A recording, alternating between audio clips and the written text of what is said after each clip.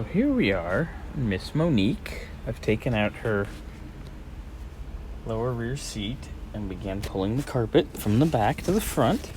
I'm going to take out the console. The shifter, it's real simple to pull. There's an Allen set screw on the bottom of the ball. So you undo the set screw, which goes in this dimple here. It's hard to see, I'm sorry. And then you unthread, you hold the button, because there's a spring in there, you don't want to go flying. Hold it all together, unthread it, and off it comes. Then, down in here, there's 2 screws there. And there's 2 screws here, and this is cracked. We might want to see what Tom wants to do here. Wow, the razor blade's old. What if there's an old mirror too? Anyway, so when you get this out, I've already unhooked the wiring for the rear lights and cigarette lighter. So, I have that out. We're going to get these lights out as well. And our console will be out.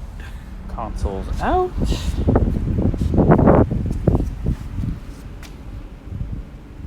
Next step, we're going to pull the front seat belts here and get this carpet out the rest of the way. Once that's done, we're going to work our way up the dash. Alright, seat belts are out. Console, as you know, is out.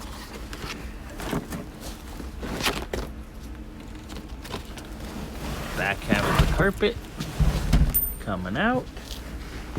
We will vacuum once everything is out. Take out this sill plate and finish pulling that rear carpet. Alright, I've got a carpet all out here in Miss Monique.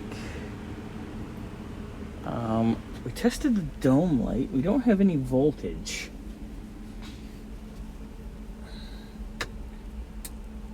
But our dash light turns on. So we need to chase that shortly. But our next project, getting this apart, we got to work on, well, other than vacuuming the mess, we need to work on getting the radio to function right. Tom has a nice fader piece with the map light and everything all situated. We have a brand new clock. It's ready to go, which we probably need to run the wire on. No big deal. That's ready to go in, which it's silly they never put, like, it even looks like a clock. Why not just put the damn clock? But on it, time to dive into Miss Monique's underdash. Right, so not all the screws in this car match. So maybe we can take note of it and get some black ones, or maybe paint these. Beginning to get Miss Monique's dash apart. Getting in here, we gotta change out the vent bracket as well with the vent tabs. Tom has an NOS one, but now we're gonna get the dash pad off next. Do this.